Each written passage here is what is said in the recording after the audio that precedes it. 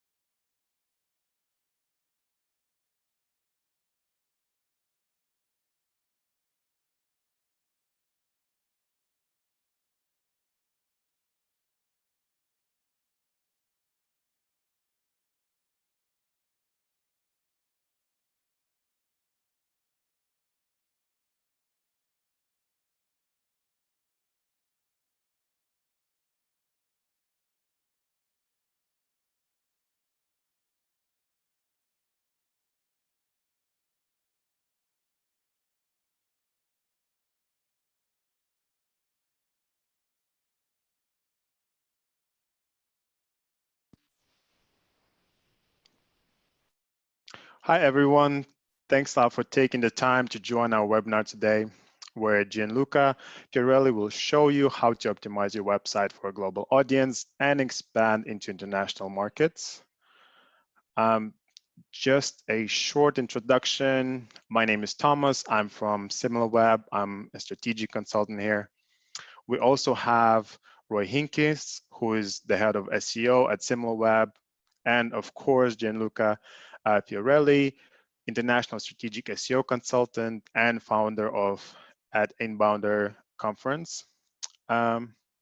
He has helped multiple businesses to expand internationally and dealt with probably all of the possible issues and problems that appear during that transition. So it will be amazing to hear his experience and know how to actually expand your website into different markets.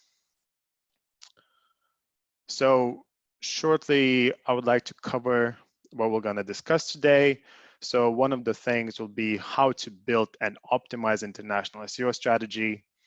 Also, we'll look into the importance of benchmarking your SEO strategy against your competitors, how to reveal blind spots in your SEO strategy and identify growth opportunities.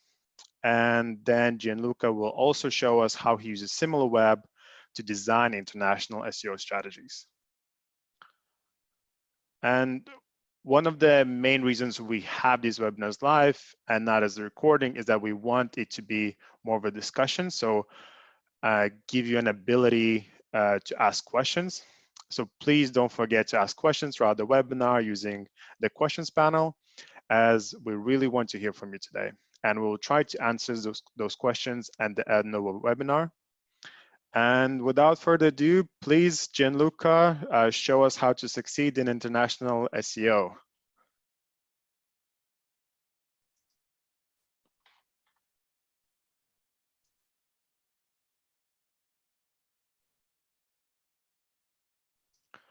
Sorry, Gianluca, I think you're still muted. Yeah. because you mute me before, so I was thinking you were going to unmute me. So just welcome everybody. Good morning, good evening, and good afternoon, depending It's a on your pleasure time zone. having you. Yes. So yes, I'm going to present a few slides that I prepare, and don't worry if you have to go or you miss something, because you will see also this slide developed into a blog post series. The first one was published yesterday. So without waiting anymore, I'm going to share my screen. Just give me a little second for doing it. Okay. Perfect. Yes, we can see your screen now. Okay, let me start. Um, why I'm saying that in an international SEO strategy begin with question? Because this question, usually known SEO question or question related to the business of your client, or related to the ideas, the strategy, business strategy your clients may have for internationalizing their business, are the ones that can determine how the international SEO strategy will develop. So these are the things that you should start asking even before thinking about what is the best international SEO structure or how to implement correctly the href line. An example, a few examples. This is the first one. A couple of years ago, GAP had been fined by the European Community for these 4 reasons. The first 3 are substantially related to e-commerce policy, antitrust policy, but the fourth one, the restriction of cross-border between European countries, actually is something that really influenced SEO. If they had consulted an SEO before deciding to go against this law, the SEO would have told them about this law of a European country, and also it would have told them that trying to geofence users is also a bad idea for trying to rank in international market, because usually this means that you are substantially always redirecting your user to, I don't know, let's say the Spanish version, the French version. The problem is that one of these users is also Googlebot. And if you are doing this constant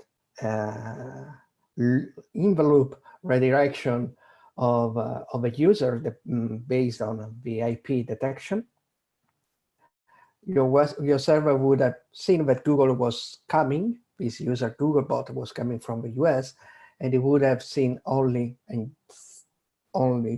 simply the American website. So all the other version would have had really big problems in targeting, in ranking in other locales.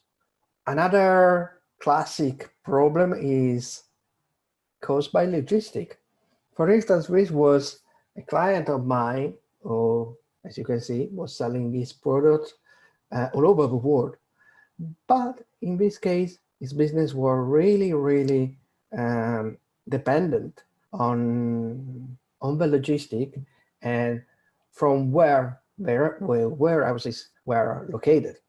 So in terms of work as an SEO, the biggest problem was how to correctly geo-target the different version of a website, or how to use correctly the href flag in order to be sure that the user searching for the products the client was selling was really finding on the SERPs the correct website.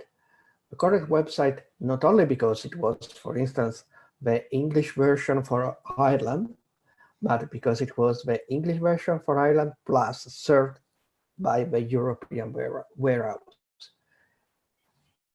And then if you ever, I don't know if you ever thought about the problems and streaming channel like platform like Netflix or HBO or Amazon may have when it comes to content, because it's not just about content, and it's not just about localizing the content, it's also the TV rights, the streaming TV rights windows, that all their content, which are series, documentaries, movie, have in the different countries.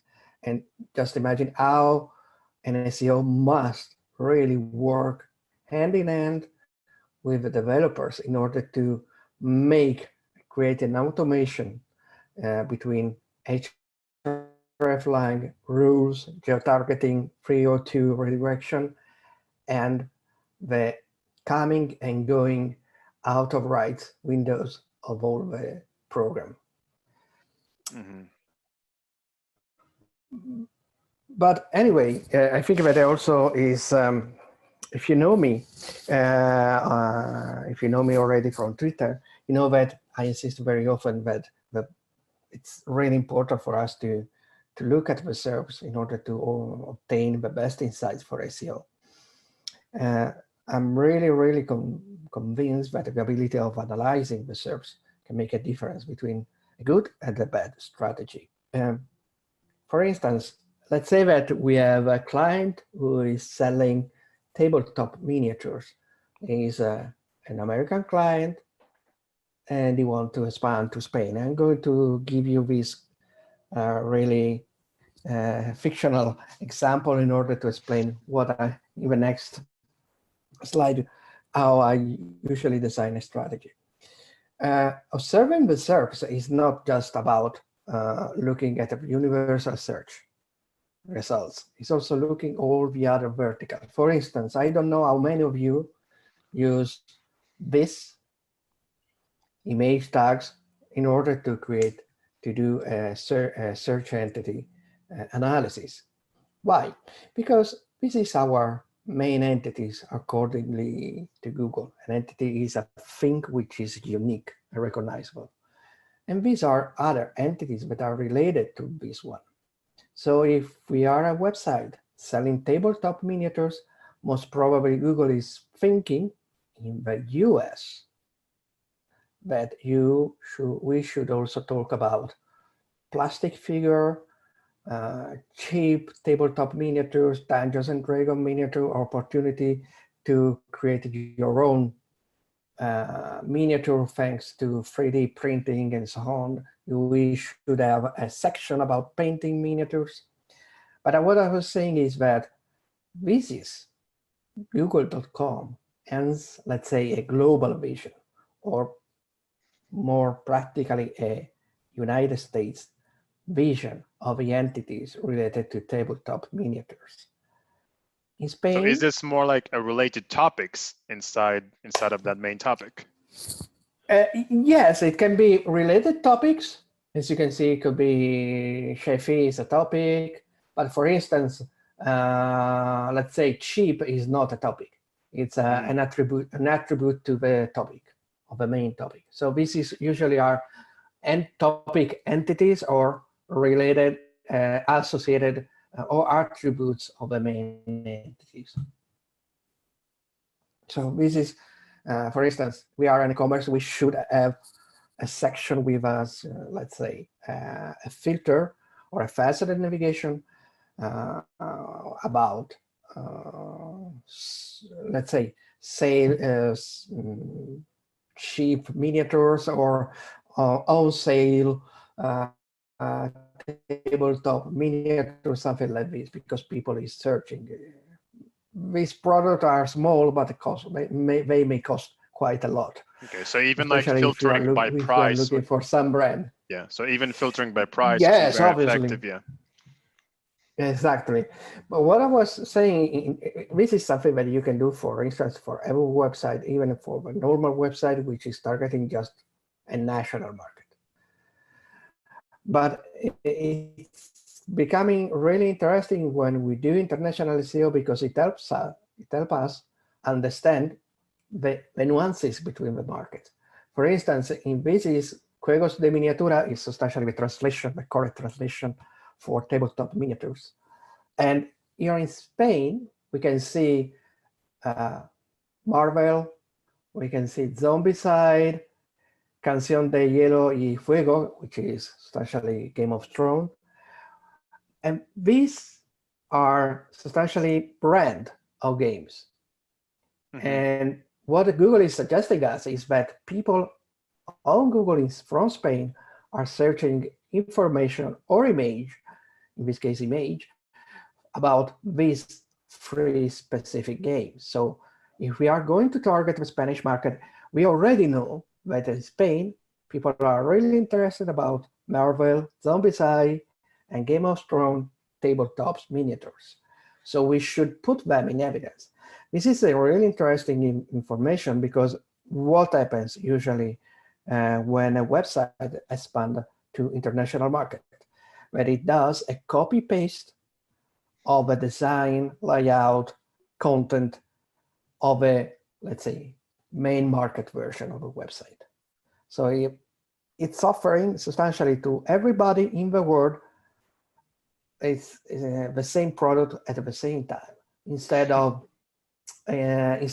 let's say localizing not only in terms of translation, but localizing also in terms of interest, which is the most effective way of surely answering to the search behavior, the search needs, the pain points of your potential new clients in other countries. Okay, so they usually just copy paste the website and think if it fits in one country, it will fit perfectly in another. But actually, people have different needs, different layout understandings, and everything else. Yes, but it's also, I'm going to give you an absurd example, but it's something that I saw. It's also related to seasonality. Let's say that we are a US or UK or European North Hemisphere website brand in fashion. And we are also having an Australian version. But we don't care.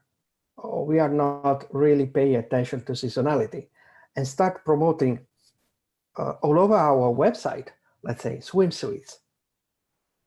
But maybe it's correct for Europe because it's summer is just 20 days from now. But in Australia, 20 days from now is going to be winter. So it would be substantially absurd to try to sell swimsuit in Australia during the winter. But this is something that I discovered and saw on the web. And yeah, that's a great example. And it feels like, would you really not think about it? Yeah, it's a huge flaw. Yes. But also, someone asked about the images. How can he implement that across a content publishing site? Like, what would be the best way to utilize this method across new content and new articles? Well, it's more a question of when. So what you can do is, if we were going to check out, for instance, with Scraper extension and downloading all these tags, and compare the American ones with the Spanish one, we will see that there are obviously topics that are in common. For instance, painting is a common topic. Some tabletop games are common as interest between countries. So there, for instance, if we want to create a content strategy, for instance, for our blog, and the blog is used to target, let's say, more top of the funnel content. What we can do is creating a sort of strategy which is not just creating content in English and then translating in Spanish.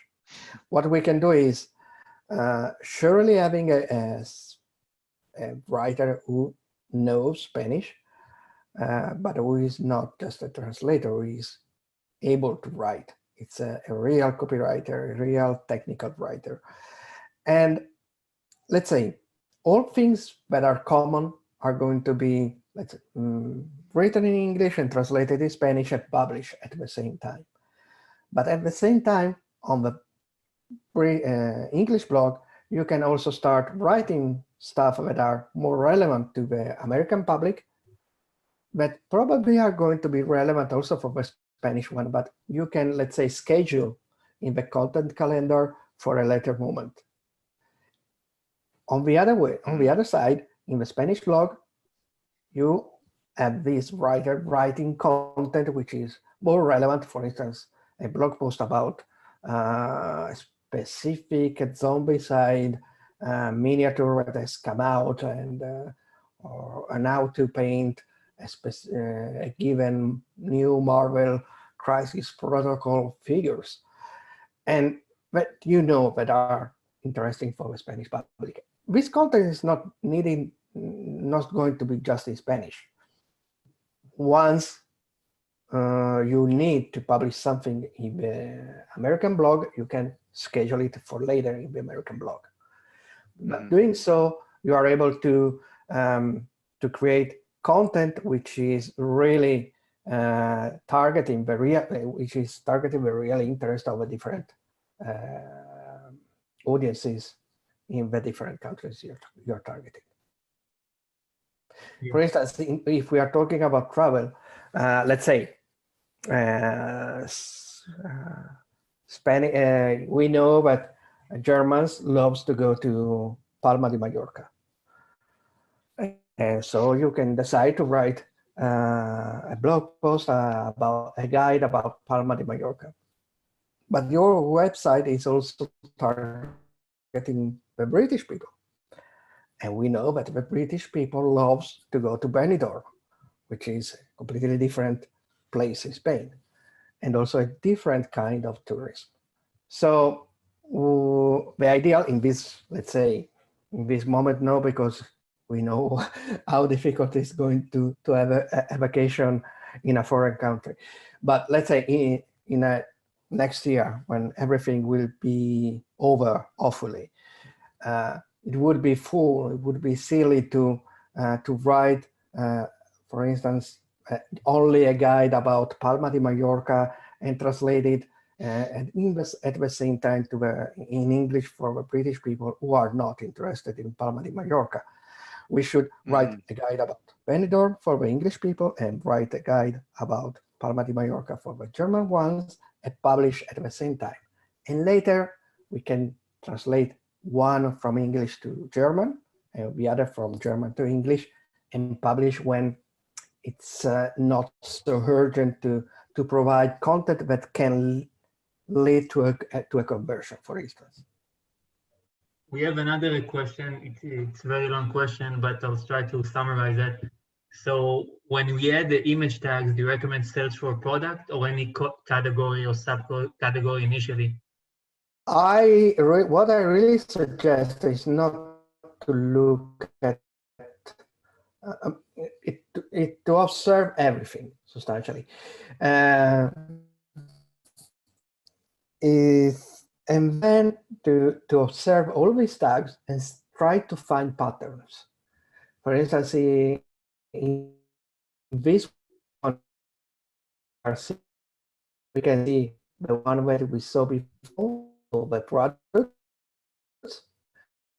another which is war game, fantasy, which say figuras, piezas, which are more about single miniatures. So also piezas is can be an arm, can be a sword, because in this niche where the most advanced people also loves to mod their figures.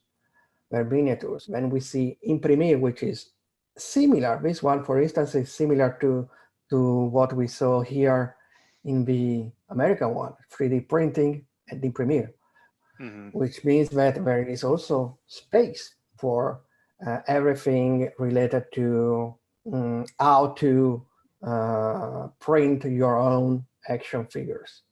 So it's not just what I have to choose.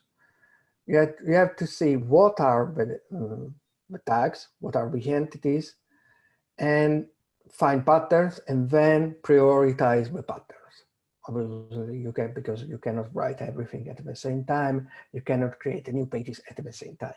But the idea here is really to find the patterns amongst all the tags. Yeah. But let's say that search, looking at the SERPs, when you are starting to design an international SEO, is not just because of that. Obviously, we must also look to the universal search. So again, this is tabletop miniatures in the US. And what we can see are all these small arrows substantially pointing to transactional website, so e-commerce. What we see is that, so this, which is a reinforced idea by discover more places. But we also see these people also ask, what does it mean that the American customer, our potential customer in the US, substantially when are searching for tabletop miniatures, surely are searching for buying, online or offline, but they are also eventually searching for a last nudge of information in order to decide what to buy. In Spain, it's a little bit different because, yes, we see the same local presence, really strong, but the website and also the SERP features, if you can see, this is the video box, this is the knowledge graph. Apart a few cases like this one, the big majority of the website are not transactional. They are informational. So what are the tabletop miniature games? These are what are best tabletop game, fantasy game, so on. So this is showing us a different approach. So even though it's the same, present so even though it's effectively same keyword, but the search intent behind is different depending on region then? Yes, totally. Okay. Which you would not expect because it is the same keyword. So yes, technically you would think it would be the same thing. People are different.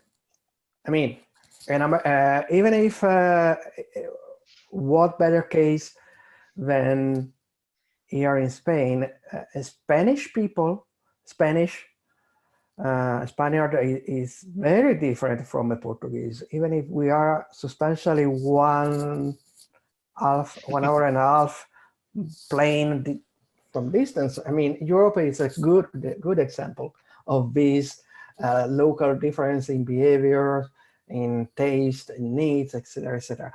What this survey is telling us is something important, that Spanish, let's say that we are an e-commerce and we want to expand and sell tabletop miniatures in Spain.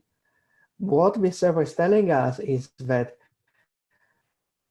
we can do it, obviously, because people is buying figures online, but it's harder than in the US. Why? Because eventually gamers are searching on the internet more information than stuff. What they really like, a real specific reason, which is related to this niche, because game the shops of tabletop games, at least here in Spain, but also in Europe, are not just a shop. They are a place where you can go play. They are places where you can go painting miniatures. So they are a community space.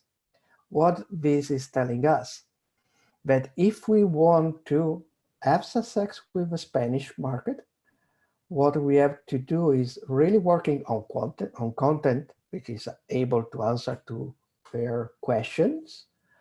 But what we should do is also to be able to create a sense of community between our website and the people entering, visiting our website. This is great. This is would be obviously it's not only an SEO strategy, it's something bigger, but this is a real strategy because it's, you know, when you are creating a community, you are also creating slowly creating a big mass of people that will return to your website and most probably buy your products too. So this is the big difference that we see from between US and Spain in this niche, if we wanted to target. And this is something that you can really start understanding looking at the differences between the two SERPs. Obviously, the analysis is going to be better and more refined if we are starting to see the difference, not just with the same keywords in English and Spanish, but more keywords and maybe segmented type of keywords, etc., etc., etc., which is something that it's not so easy to do just with looking at the SERPs with our own eyes. We'll probably need to start using tools that are able to present us a correct picture of the SERPs.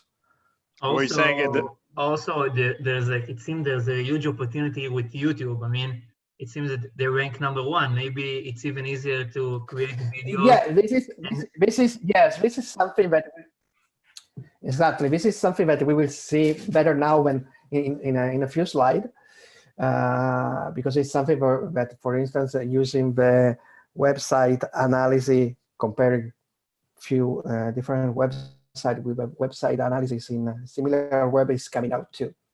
Yes, this is obviously an opportunity.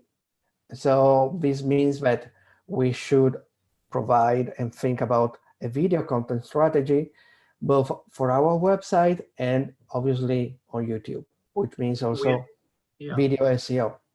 I mean, there's a huge opportunity here based on this, and it seems to happening across many keywords that I see suddenly YouTube is the #1 in SERP. Yes. Also, we have another question regarding the previous slide. Can you please define the concept of entity versus attribute like price? How can identify entities in Google? How can you identify entities in Google? So he wants to understand like what's the difference between entity keyword versus attribute like price. Between entities and attributes. Yeah. The entity is something which is unique and recognizable. For instance, Marvel is an entity. But for instance, let's go to the English one. 3D printing is an entity because it's something which is an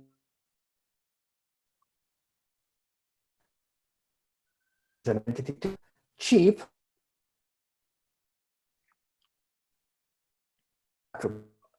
a fine or a fine characteristic, it's a characteristic of an attribute. So it can be cheap. A tabletop miniature can be cheap, but also, I don't know, a shirt can be a cheap shirt or a cheap car. So it's in this case, it's like, let's think as we were discussing before, as if it was a filter or a facet. For instance, custom is another attribute, because custom can be a custom miniature, but it can be as a custom car or a custom die-cast car, if we are thinking about toys. Cool. Yeah, and before we move on to the next one, is it okay for us to have a poll question?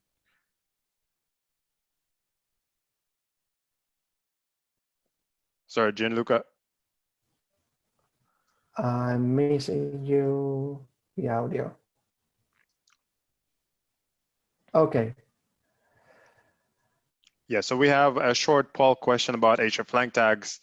And the question is, what search engine do not consider on the hreflang tag? So yeah, Okay, Gianluca. yes. Which one is not considering the hreflang tag? It's Google, it's Bing, or Yandex? Yeah, I think it's not a very straightforward question as well, because yeah, it's not actually an easy answer. But it's very interesting how people will answer this. So do you usually find that people know this really well, or is it a confusing question? Well, people, let's quit one. People knows that Google use the hreflang. This is known, and everybody usually people knows it. Let's say SEO knows it usually. Maybe clients not, but maybe they say that. Wow. Okay, so Yandex. no, Yandex actually it's being the one who considering the hreflang tag. In fact, Bing is considered the HTML lang tag or the meta equivalent tag. Yandex is with Google is one of the promoter of the hreflang. Another search engine that is not considered the hreflang is Baidu. Yeah, I think this is why it was a bit tricky question, because you think of Google less similar to Yandex because it's further out, it's less used by Western culture. So I think that's why initially my first reaction, I would also go for Yandex. So I think it makes sense that a lot of people actually chose that. Mm-hmm. Yeah, yes, I imagine. That's why I know that it was tricky. Yeah, so guys, don't feel bad for question like quizzes are entertaining when they are not so easy. So if we're talking about hreflang, we have so many questions. I'm going to ask one now. So yes. One question is how to use the X default attribute value. Okay, the X default, if we look only to the Google guidelines, the X default is meant only to indicate, to suggest to Google what page we should show to users that, for instance, we have a website which is in English, Spanish, and French, let's say.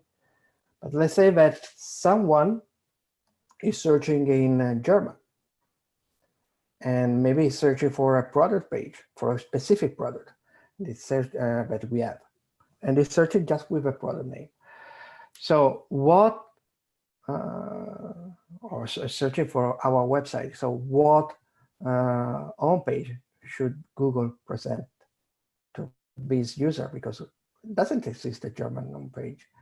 So the X default, according to the guidelines of Google, should be the place where you are sending people who must choose a version of preference. Yeah, so if the website is CNN.com, for example, the X default will be for CNN.com, and if someone wants for Spanish, they're gonna do the Spanish for the slash. No, I mean, if it was in the case of CNN, for instance, it would be, or usually would be, you know, the classic page where you have to select a version. Yeah. That is the X default homepage. Yeah. Which would be CNN.com. Let's say if the homepage of CNN.com was this kind of selector. On the other hand, no, if you are Spanish, you are telling to with the hreflang, yes, yes. So yes for Spanish from Spain, or Spanish simply yes, because exists a version of CNN in Spanish. And however, the X default can be also used to indicate, for instance, to, let's say, for every page of a website, you can indicate that, let's say, the English version of that page is the X default. So for that specific page, so that people who are searching in a language which is not targeted, or maybe from which is not targeted by a specific version, you can tell that, okay, Google, show to these people this URL. So it's, if you don't have a localized presence, you choose them, you send them to a default page. Yes. Yeah. Also, we want to mention that Gianluca published yesterday a blog post about the hreflang and international SEO. It's in SimilarWeb blog, so everyone is welcome to read it. Mm-hmm. I didn't hear you well, sorry. I said about your blog post that you published yesterday. Everyone is welcome to read it. Oh, yes. Well, I'm not talking really about hreflang. I'm talking more about how to set up a strategy, and after the strategy.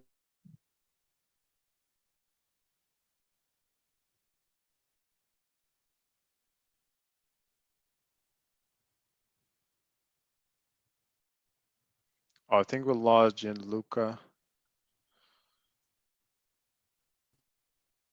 Yeah, I think the internet is not that great. Let us wait for a little bit.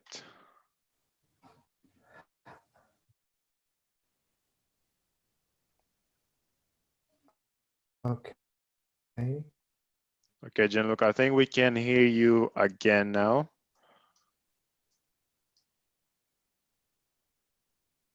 Yeah, so meanwhile, Okay, you want to keep asking questions. And in general, I think that hreflang is very advanced stuff for SEO.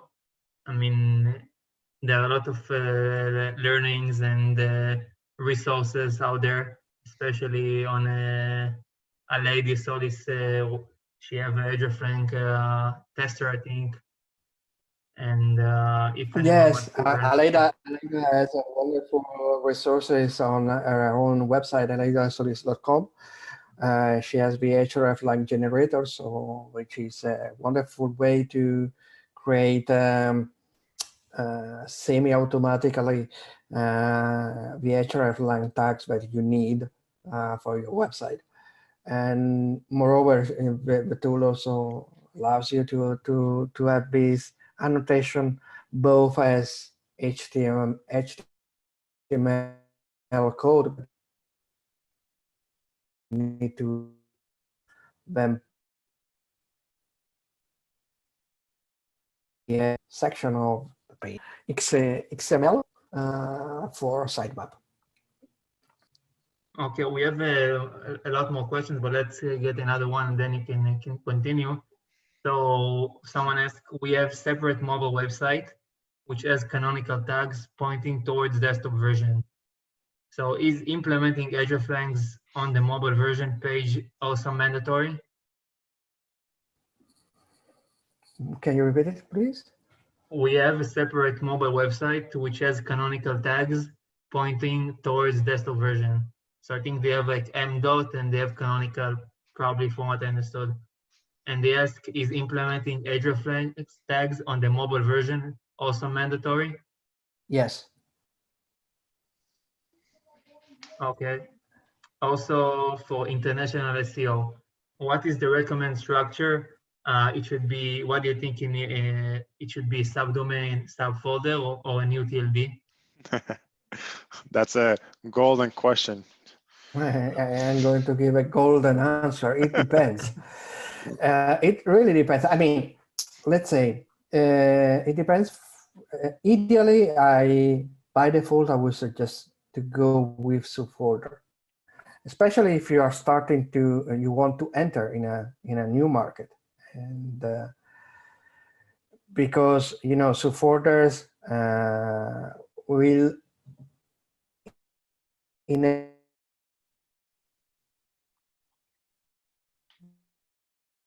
you want to call an authority of a main version. So it will have some popularity, but it would help it to start ranking in the market you are targeting.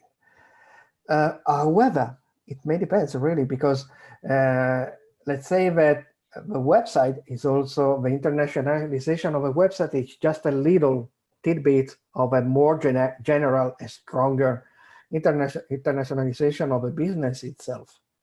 Maybe you are going to enter with shops in all the major city of this market. Maybe you're starting to create a presence in advertising in radio and television and so on.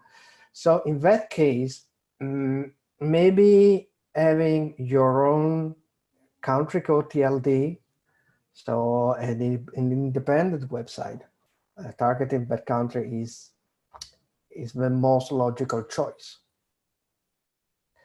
Subdomain, I think it's a sort of compromise, but it has the same problems that has an independent domain, a country code domain name, and doesn't have the advantages of having a subfolder app.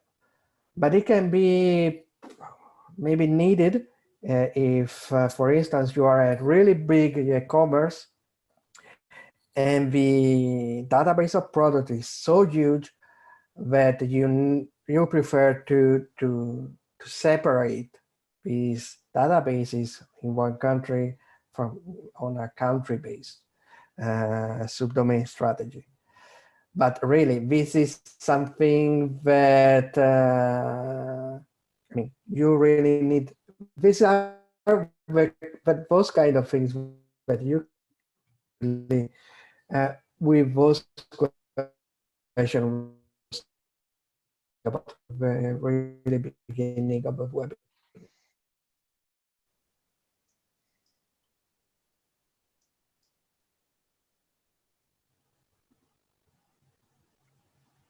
Yeah, I think we answered quite a lot of questions now. And Gianluca, if you want to go back to the presentation, and if we can go through that as well, I think that would be helpful.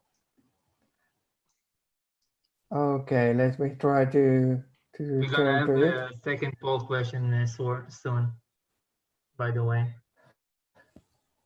So what I was saying, but obviously this is, now we know with all the things that we have seen before, we have let's say a good idea of all the differences and nuances of between markets.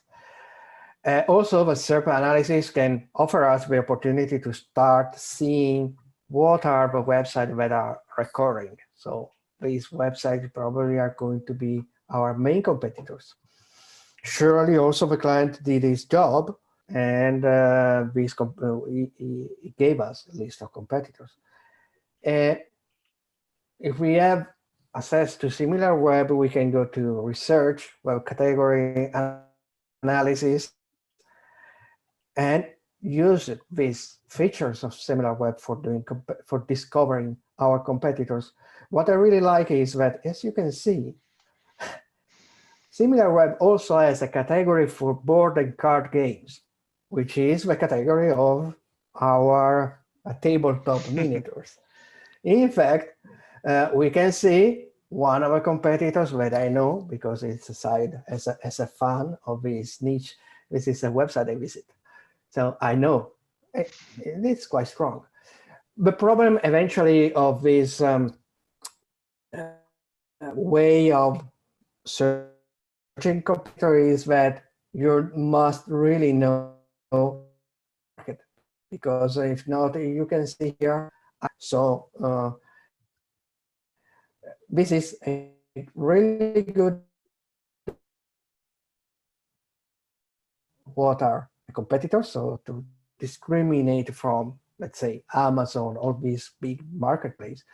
But sometimes it can be more problematic for you to really individuate the ones that really are your competitors.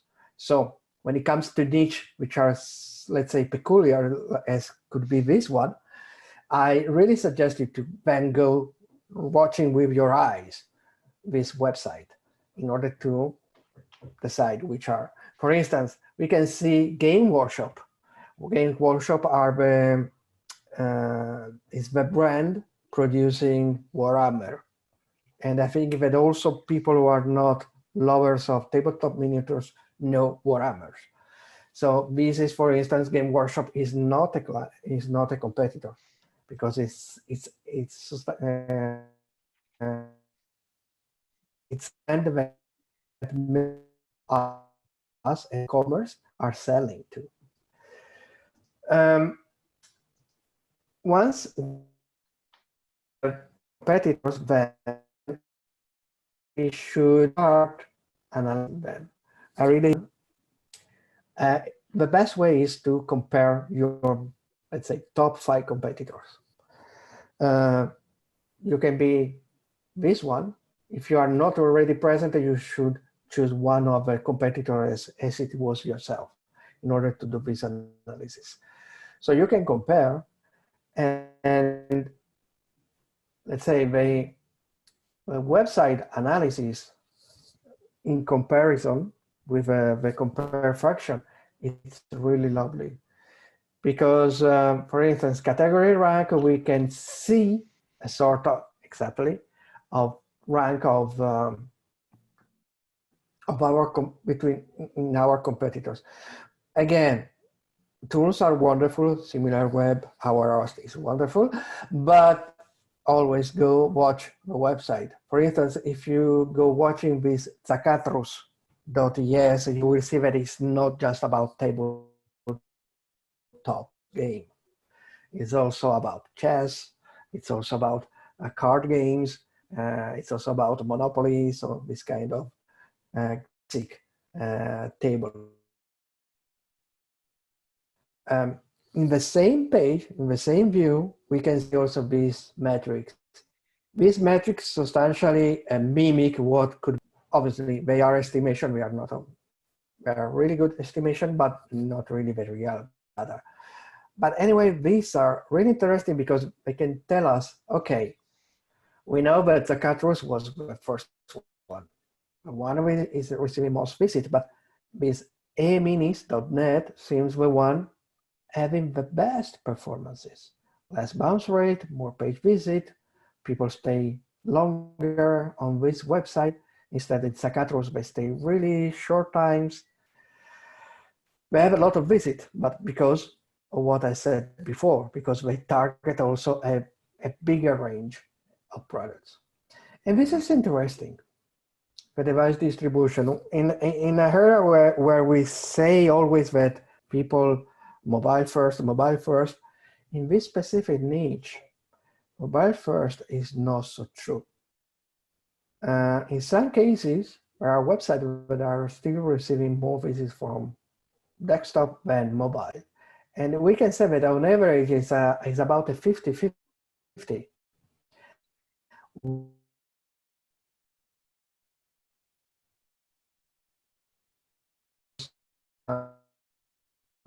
Not because tabletop miniature fans are less internet savvy than a normal internet user, but simply because the kind of content which is made of how-to, so instructable content and so on, or also it's a kind of content that you need to have and to look on a desktop to really appreciate it. In the same dashboard, so especially we can see also that the traffic. This is interesting, the traffic of the visits over time. This is interesting because it's a really easy way to see if of all these competitors, who is growing and who is not growing. And this line is the core update of May. And so we can also start seeing what website have obtained a good effect, positive effect or a negative effect from the update. Obviously, when we are going to enter in a market, the easiest way is to go after the ones that are decreasing or having some difficulties. These are the channels. We know that organic channel is the most important ones for this niche, but we can see also direct, really strong. This direct, the importance of direct traffic is also evidenced by the top search terms, which are all brand names. What does it mean? Remember when I told you before that this niche is really about community, and that's why those people love to go to buy things on shops. This is because people tends to get really to create really strong bonds with a website. So if I start using a lot e-minis for finding information, for buying stuff, I will tend to return to e-minis and don't go to other websites, even if maybe the other website have a better offer for a specific miniature or for a specific game. Then we can see also the top referring website. This is interesting when you are planning international SEO strategy because it can tell you not only in terms of what website we can try to target for link building, but also what are they doing, what the competitors are doing. This website board are affiliates. So this means that affiliate marketing can be a strategy this business could follow, could implement in Spain. But what does it mean in terms of SEO? Affiliate marketing can be complicated because you have to control what the affiliates are doing. If the affiliates are doing, let's say, scraping your content for ranking for ranking better than you, so have to always take a look and overview the activity of affiliate marketing. But VMINIS is receiving an interesting percentage of its traffic from email marketing, which is again telling us about the importance of the community. And email marketing, we know it's a fantastic way to maintain the relation and nurturing your community. But so newsletter to your client, to your community, you are also selling introduction excerpts to guides to post, and all these guide and posts are things that you as an SEO should guide in terms of these are the topics that people want to read about in this niche. Also because that same content you are using for email marketing, but you are also hoping that it is going to rank in the SERPs. And then when we were talking about YouTube, we can see it. When it comes to social media, the social traffic is coming from YouTube, which means that if we want to expand in Spain, we should also think about YouTube and creating a Spanish version if we already have a channel in English, to create a Spanish version of the channel. And there is an opportunity because as a passionate about this niche, for instance, I can tell you there are a lot of people doing videos about painting miniatures in Spanish, but they are not professional. So there is a big space for more professional videos, as many that are existing in the United States. In the United States, there are people like, or in the UK, there are people with channel like Zorzapop, tabletop minions, so astro paintings. Sorry, just a reminder, Gianluca, they have hundreds of thousands of followers on YouTube. So from one side, you know that you should have a YouTube channel. From the other side, you can start creating an influencer marketing and link building, let's say a digital PR relationship with these YouTube stars of miniatures painting, for having as your, let's say, guest on your video, collaborating with your YouTube channel, collaborating with guys, specific guys that are going to be published on your website, and so on. This is a way. For instance, in the Spanish case, in the case of Spanish market, these YouTubers are really good, but not technically. So you can propose them to, I give you the technical support and you are creating this content on our YouTube channel. Yeah, no, I think that's a very interesting strategy, and I think it's underused significantly in many markets. But Gianluca, I want to tell you that we need to wrap up as it's already been an hour. So maybe we can go through the questions again and maybe answer a couple of more for 5 more minutes for anyone who wants to say. Yes, I just leave you with this last slide also because all the other things that I was going to share on these slides are going to be more deeply and better explained on the blog post that are going to be published on the SimilarWeb blog. So remember with free stuff, with free things, then we can talk about flag and everything. International SEO start asking to your clients, to our clients, non-SEO question.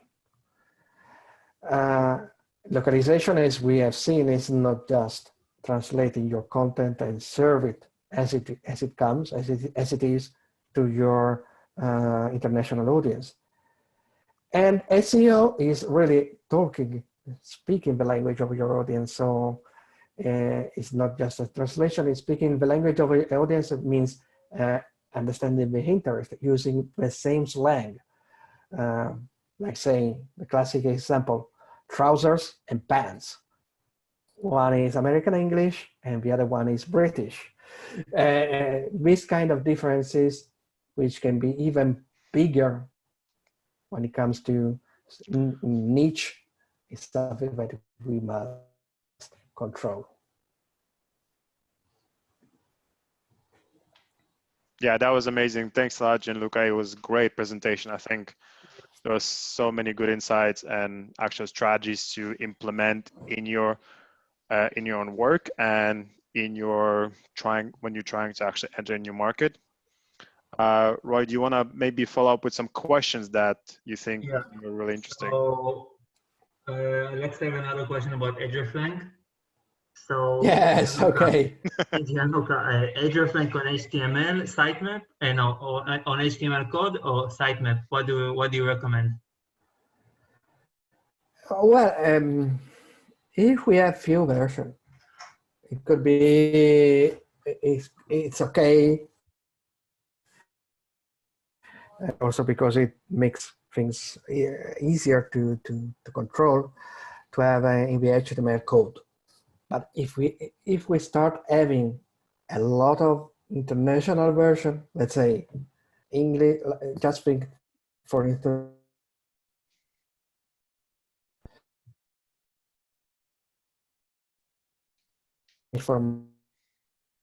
Spanish for Spain, English for especially every country in the world where each different languages are located. In that case, it's really much better to use the XML sitemap implementation. Yeah. And we have another question. What's better to target, a language or a country?